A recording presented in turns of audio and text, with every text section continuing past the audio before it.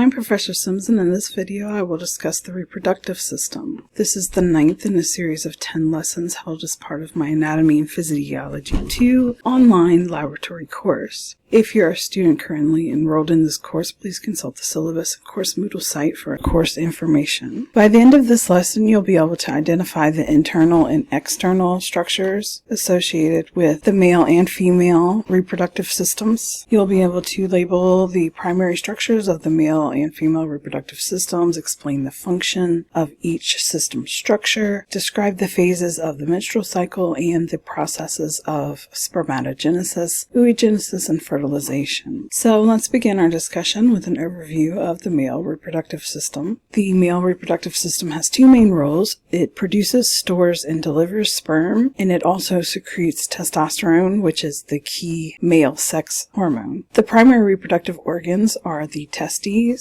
Here, the testes is housed within the scrotum, and it serves two important functions. One is the production of sperm through the process of spermatogenesis, and then the secretion of testosterone. Testosterone regulates male reproductive physiology and also secondary sexual characteristics. And then once sperm are produced in the testes, they move here into the epididymis. This is a long coiled tube that's located on the posterior side of each testis, and the epididymis is where the sperm complete their maturation, and it's also where they're stored until ejaculation. As you go through the rest of the section, keep in mind how the anatomy of each structure supports its function. For example, producing sperm, allowing sperm to mature, eventually ensuring that they can be delivered for the possibility of fertilization. Let's continue the overview by looking here at the pathways and supporting structures of the male reproductive system. So once sperm leaves the epididymis, this is where they are going to enter into the vas deferens. The vas deferens,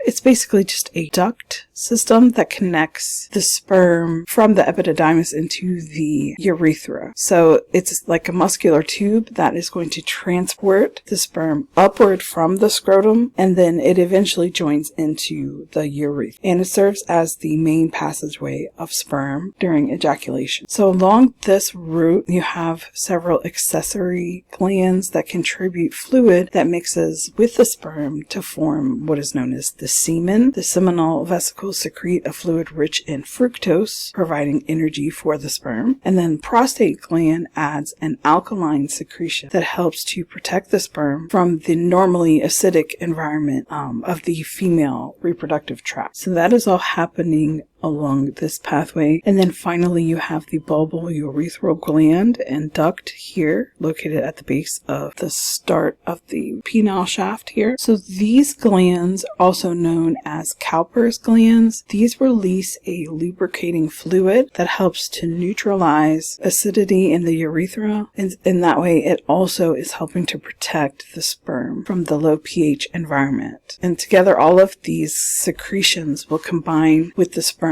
to form semen, and semen is the fluid that we're familiar with that is actually the fluid that is ejaculated and expelled from the body. And the penis and urethra obviously are acting as the delivery system. During ejaculation, the semen travels through the urethra, exits the body through the penis, and this allows the sperm to reach the external environment and potentially the female reproductive tract, where its goal is then to fertilize the egg. Let's take an even closer look at the testis or the testes. Again, these are the primary reproductive organs of the male's systems, and each testis is made up of many tiny coiled structures. You can see those here. These are called seminiferous tubules or seminiferous tubule lobules, and this is where spermatogenesis takes place. Spermatogenesis is the process of producing sperm, and it happens within these tubules. You have specialized cells that divide and mature to form sperm cells, and then those sperm cells later travel through the reproductive tract, as we saw in the last last slide. The testes are enclosed, as you can see here, and they are protected by layers of connective tissue. The tunica oblongata is a tough fibrous capsule that surrounds each testis. You can see that here, this tan color part, and it helps to maintain the structure of the testis. And then covering the outside of that is the tunica vaginalis, this layer here. The tunica vaginalis is a serous membrane that provides a smooth, slippery surface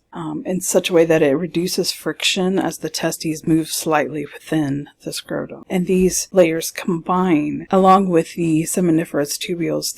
This structure helps to ensure that the testes are protected and they stay at the right temperature and they're able to produce sperm effectively while being able to withstand the physical demands that are placed on them. So speaking of the seminiferous tubules, I want to go further into detail about spermatogenesis. This, again, is the process of sperm production. It occurs within the seminiferous tubules of the testes.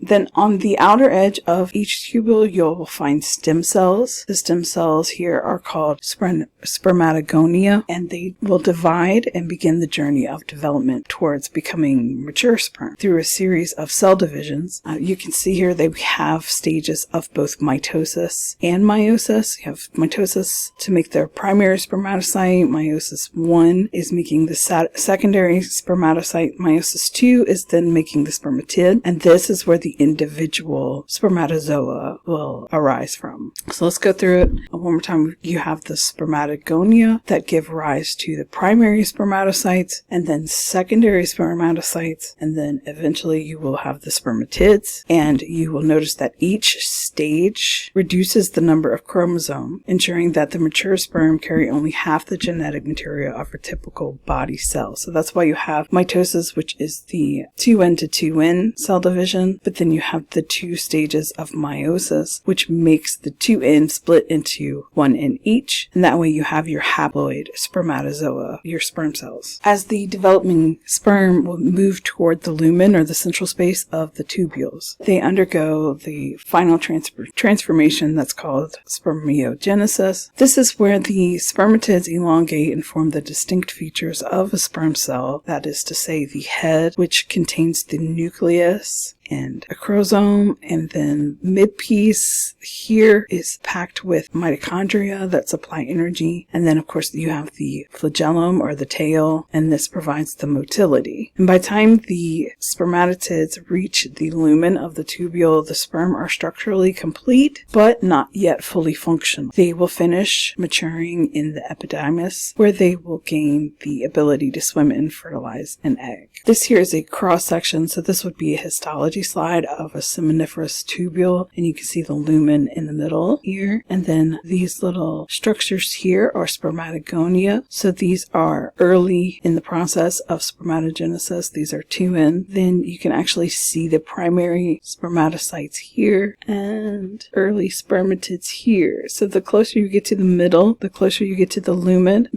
of the seminiferous tubule, you can actually see the maturing spermatozoas. They go from spermatogonium to primary to secondary, and then spermatids here. Now let's take a closer look at the penis and the structure surrounding it. In this view here, you can see the penis as a whole, including the shaft and the glans penis, and the expanded tip that surrounds the external opening of the urethra. Then running through that shaft, again, this is the urethra all the way up, and goes to the bladder, and it also functions as a pathway for both the urine from the bladder and semen from the testes. And then this is transverse view, so it's similar to cross-section. The transverse view of the penis shows the internal organization of the erectile tissues. The 2 corpora cavernosa lie side by side on the dorsal surface, and these are primarily responsible for producing rigidity during erection. And then beneath those, you have the corpus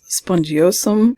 This remains more pliable during erection, and it ensures that the urethra, you can see there, stays open. so that the semen can pass through during ejaculation. Now, let's look at an overview of the female reproductive system. Of course, the female reproductive system plays several roles in human reproduction. Primarily, that's going to be to produce ova or eggs, support fertilization, and then, of course, sustain pregnancy. So the ovaries are the primary female reproductive organs. They produce the gametes. Female gametes are eggs. They also secrete the hormones estrogen and progesterone, which regulate the menstrual cycle and also prepare the body for pregnancy. Then extending from each ovary are the oviducts. Can't really see those in this, but you'll see them in the next figure. Oviducts are known as the fallopian tubes, and their role is to transport the ovum or the egg from the ovary to the uterus. The oviduct is also the typical site of fertilization, where the sperm and egg meet. At the open end of each oviduct are finger-like projections called fimbriae. These are structures that help guide the ovum into the uterine tube after ovulation. And finally, the uterus serves as this bit here. The uterus is going to be the central organ that is for supporting pregnancy, because this is where a fertilized egg will implant. It implants in the uterine lining, and it's within the uterus that fetal development takes place throughout gestation. Looking a little more closely at the internal structures of the female reproductive system, especially the uterus and its surrounding organs. So first, let's look at the endometrium. The endometrium is the innermost lining of the uterus, and it thickens each month in preparation for a possible pregnancy. And then if fertilization does not occur, this is the part that sheds during menstruation. Surrounding the endometrium is the myometrium. This is a thick muscular layer that makes up most of the uterine wall, and this is where contractions occur. The powerful contractions of the myometrium are what drive labor and delivery. Then at the lower end of the uterus is where the cervix and the cervical canal are. See here? The cervix has a narrow opening, and that opening connects the uterus to the vagina. The cervix produces secretions that change in consistency during the menstrual cycle, and they help to regulate the passage of sperm. And then finally, the vagina is a muscular canal that serves multiple purposes. It is the passageway for menstrual flow. It receives the penis during intercourse, and it also forms the birth canal during childbirth.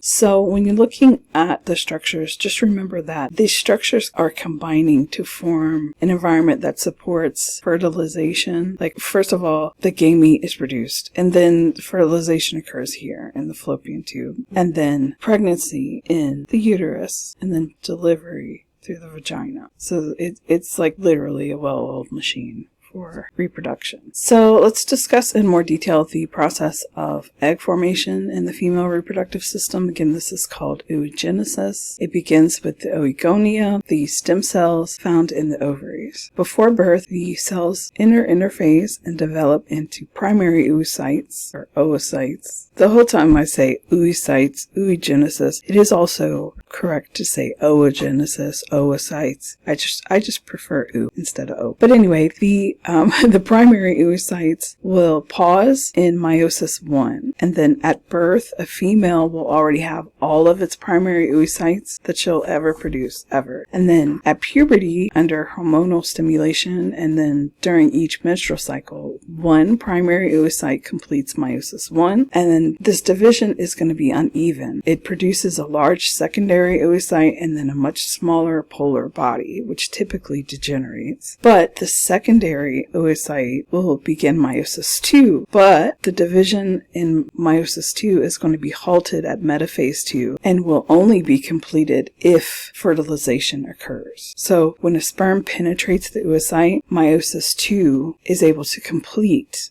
and then this produces a mature ovum and another polar body. Unlike spermatogenesis, which produces 4 viable sperm, oogenesis is only going to make 1 functional egg cell, and this helps to ensure that that egg is retaining most of the cytoplasm and nutrients that are needed for early development. Moving on to the external structures, the vulva.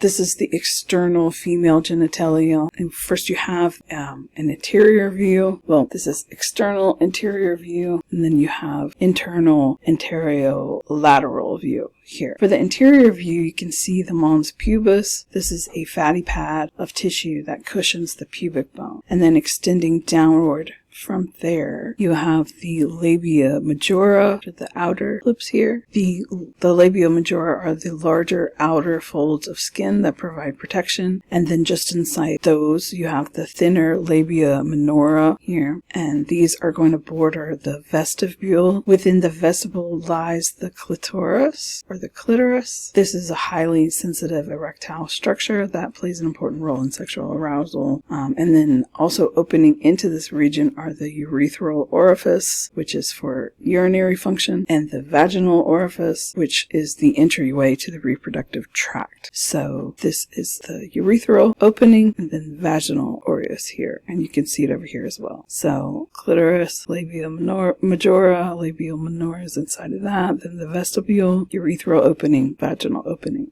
Okay, so for the Lab 9 pre-lab activities, by now this should be very familiar. You're going to read Chapter 27 on the reproductive system in the textbook, review the introduction and background sections of Chapter 9 in the lab manual, complete the pre-lab exercises 9.1 through 9.3 in the manual, and use those answers to help you prepare for the Lab 9 quiz. For lab exercise 9.1, this is going to focus on exploring reproductive system structures using anatomical models. And you can also use the Chapter 9 of your lab manual as a reference. You should, especially if you're in the online sections. I will have images that will allow you to view and identify structures in 3 dimensions. And then you're going to be looking at specifically the uterus, vagina, penis, seminal vesicles, prostate gland, cervix, Cowper's gland, urinary bladder, clitoris, both of the labia, and the pubic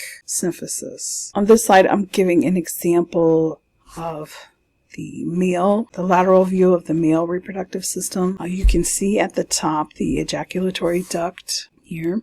This is what transports the sperm from the vas deferens to the prostatic urethra. And that's just the part of the urethra that passes through the prostate gland. So this here's the prostate gland. This is prostatic urethra. The membranous urethra connects the prostatic urethra to the penile urethra. So this is the penile urethra, prostatic urethra. So this bit right here that's connecting those two is the membranous urethra. The penis itself contains 2 main types of erectile tissue. As we discussed earlier, you have the corpora corpus cavernosum. There we go. All these R words are difficult for me. And then the corpus spongiosum. You can see here. It's this layer here on the bottom. So the corpora cavernosa are paired structures along the dorsal side, and then you have the corpus spongiosum, which surrounds the urethra and expands at the tip to form the glans penis, which may be covered by the prepuce or the foreskin. That's this prepuce. This is another view of the male reproductive anatomy that highlights the supporting structures, the external and supporting structures. And again, at the top, you can see here the urinary bladder. Of course, we saw this in the last lab. This is where urine is stored, and it connects to the urethra. And then the urethra passes through the penis. And surrounding the testes and part of the spermatic cord is the masseter muscle, which can contract or relax. That's this big muscle here. It can contract or relax to help regulate testicular temperature, which is a very important function as the testicular temperature can affect sperm production. And then externally you can see the penis, which is again the primary organ for delivering sperm or semen, and the scrotum, which houses and protects the testes. So viewing this model in conjunction with the previous one is helpful for understanding how internal structures, muscles, and the external anatomy are all helping to support the reproductive function and keep the environment suitable for sperm development. Let's look at that for the female reproductive system, highlighting both internal structures structures and supporting ligaments here in these models, you can see that at the center of this system is the uterus. And this is the muscular organ where implantation and fetal development occur. And then extending from the uterus are the uterine tubes, also called fallopian tubes. You can see those here on this model and then here on this model. And these are the tubes that transport the ovum from the ovary, from the ovary to the uterus. These are the tubes, fallopian tubes or uterine tubes or ovum tubes.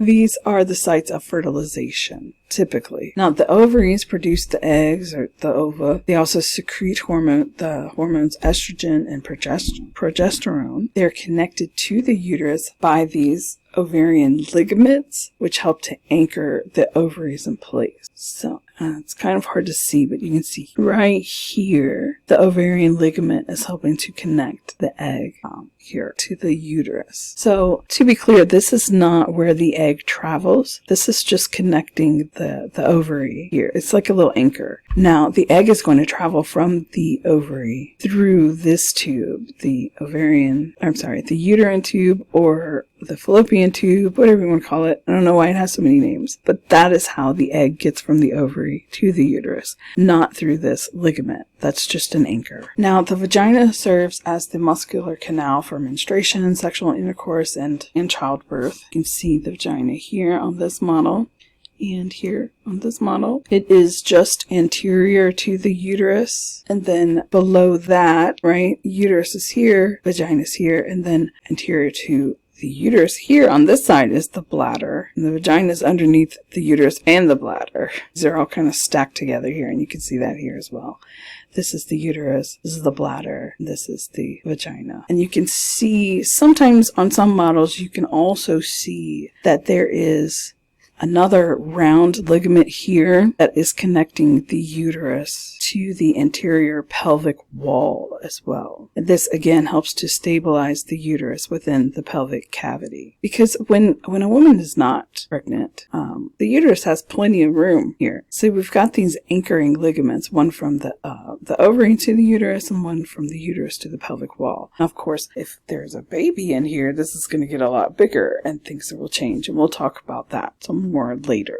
So this slide here is, they're the same structures, but they're removed from the abdominal cavity. You can see them a bit better. And it is focusing quite a bit on the uterus, uterine tubes, and associated ligaments. So starting from the lower canal, the vagina leads to the cervix, the narrow lower portion of the uterus. And if you move upward from there, the uterus is then going to be divided into the isthmus, the body, and the fundus. You can see here the vagina, the cervix of the uterus, the isthmus of the uterus, and then the body, the uterus. And up here at the top, you see the fundus. Then over here, you can see the layers that we talked about before when we were looking at the histology slide. You have the endometrium layer, the thicker myometrium layer, and then this small layer on the outside is the perimetrium.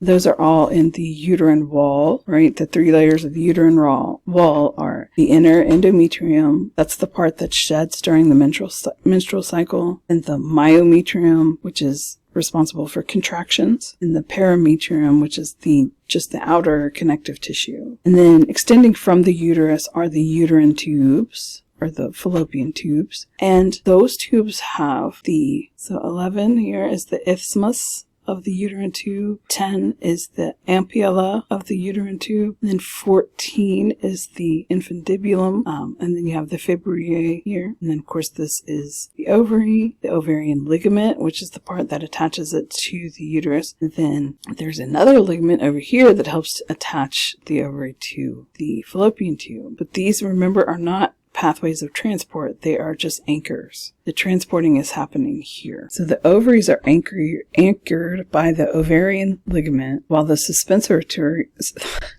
the ovaries are anchored by the ovarian ligament. The suspensory ligament connects the ovary to the lateral pelvic wall. And this model helps us to see how the internal reproductive organs are structured and supported, but not only that, but how their positions facilitate ovum transport, fertilization, and implantation. So moving on to lab exercise 9.2, this is going to be the histology of reproductive systems. So you'll need figures 9.5 through 9.7 in the lab manual to view both the male and reproductive tissues, and you will want to identify the tunica vasculosa, seminiferous tubules, interstitial cells of Leydig, the germinal epithelium, the oocytes, the corona radiata, zona pellicucida, zona granulosa, endometrial glands, endometrial stroma, and the lumen of the uterine cavity. So as you go through these slides and as we go through the upcoming presentation slides,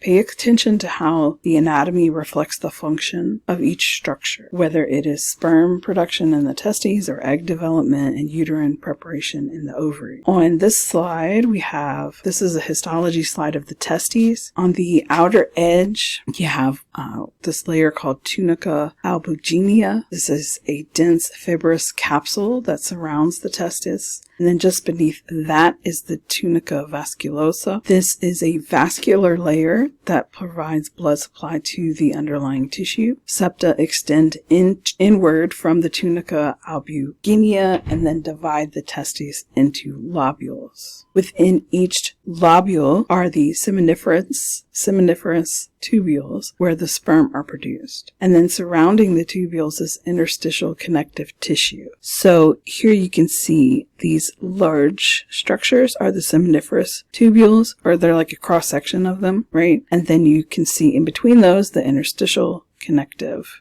tissue. And this is where the interstitial cells of Leydig are. So you can see all of these little dots here that are within the interstitial connective tissue. Those are the Leydig cells. These are cells that secrete testosterone. And you might also notice the blood vessels are running through the interstitial tissue. You can see some of those here.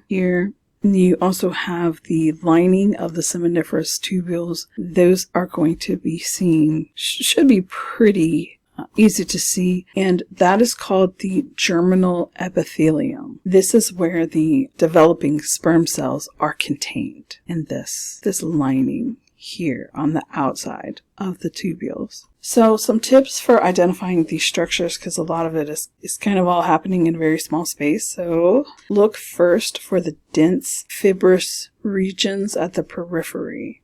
So this dense area here will help you to locate the tunica albuginea, and then from there you would work your way inward. The seminiferous tubules are always going to appear as kind of like a misshapen oval or circular profiles, and note that the germinal epithelium is lining these outside edges. It's not always going to be this color, but it is always going to be, it's going to look like it has a very obvious outline. That outline is the germinal epithelium. Then you have interstitial cells of Leydig. These are going to be always kind of clustered up, and they're always going to be between these tubules. You can follow small blood vessels and septa in order to help orientate yourself within the tissue. But if you understand the patterns of this dense tissue layer here, and then what these shapes are and what's around them, basically you've got it. This next slide is looking at the ovary and the uterus. On the ovary slide, you can see a developing oocyte at the center of the follicle. Surrounding the oocyte is the zona pellucida. Zona pellucida. It almost looks kind of like a light purple here, but in reality this layer is clear. It's just been dyed. This is a clear glycoprotein layer, and then you have outside of that the corona radiata. This is granulosa cells that provide nutrients to the oocyte. The zona granulosa forms multiple layers of granulosa cells surrounding the follicle. And then the antrum appears as a fluid-filled cavity within the developing follicle. So that's this. All of this here is that fluid-filled cavity. Then over here on the uterus slide, the lumen again is the hollow space at the center. So this part here is the lumen. And then lining the lumen are the endometrial glands, which are composed of columnar epithelial cells, and they secrete substances that support a potential pregnancy. The endometrial stroma surrounds those glands. So these are the endometrial glands, and then all of this is the endometrial stroma. The endometrial stroma surround the endometrial glands in order to provide connective tissue frameworks for the endometrium layer as a whole. So some tips here for the ovarian slides: look for the circular arrangement of cells around a central oocyte, and then the antrum will appear as clear space. The corona radiata appears as a layer of cells immediately adjacent to the oocyte, while the zona pellucida is a thin, lightly stained band that surrounds the oocyte. And then for the uterine slides, locate the lumen first and then trace the endometrial glands that are going to appear as elongated columnar structures within the stroma. You can compare the density and arrangement of cells, right? So the stroma is more unified in structure, it's more uniform and connective, whereas glands are more organized and columnar. For lab exercise 9.3, this is an interactive web activity, and it is focused on menstruation and ovulation. So you just need a computer. You go to this website here. It is a short educational video. You want to watch it in its entirety, and you want to make sure you're paying close attention to the names of the reproductive structures and the sequence of events that occur throughout the menstrual cycle, including the follicular development, ovulation, and the different changes in the uterine lining. And then after you view the video, you're going to answer the related questions in your lab manual. And the goal here is to observe the dynamic process using a visual activity that is going to help to reinforce your understanding of how the ovarian and uterine structures interact during the menstrual cycle. This is these are just some screenshots. These are screenshots pulled from that video. So as you can see, there's nothing graphic to it. It's very anatomy class friendly. But it does kind of go deeper than I ever could, because it's looking at the oocyte and follicular structures and all this kind of stuff under what is actually 3D animation, but you could visualize using an electron microscope. So it goes very small, and it's really cool. And then for lab exercise 9.4, your online students are not going to be doing this unless you have a virtual dissection page. We're not using that.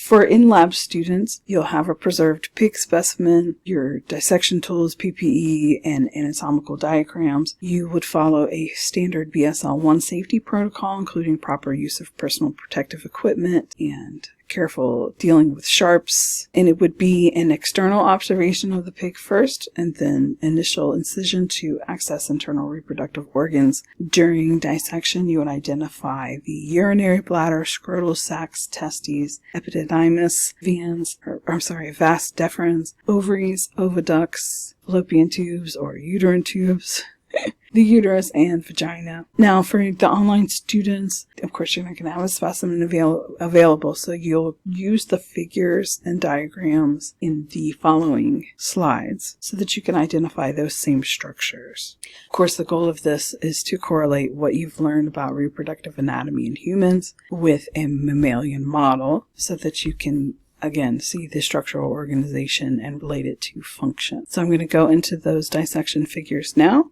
This one is showing the anterior view of a dissected male pig, highlighting the key male reproductive structures.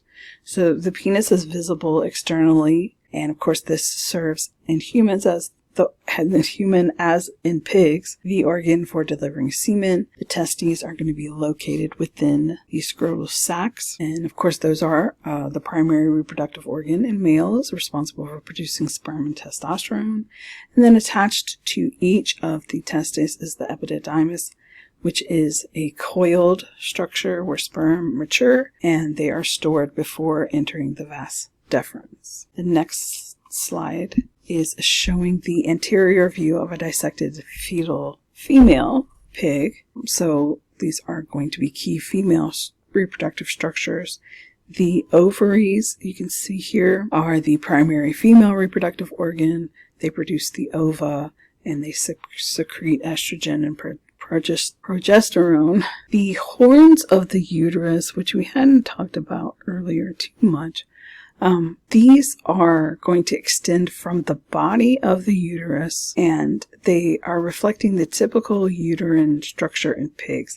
So these are structures that extend from the body of the uterus, and they lead toward the vagina. And then the vagina connects to the urogenital sinus. This is a common passage for both the reproductive and urinary systems in pigs. So it does look slightly different from what you would see in humans. But the positioning is the same. You have the urinary bladder and urethra that are ventral, and then the colon is going to be dorsal. So this kind of helps to orientate you within the body cavity. It's going to be the same for the males. The dorsal side is where the colon is going to be, so where like the spine is. And all of the reproductive organs are going to be ventral, so on the stomach side. Okay, that's going to be it for Lab 9. Thank you guys for watching. Don't forget to do the reading. Check the description for more videos related to these topics, and leave your questions for me in the comments below.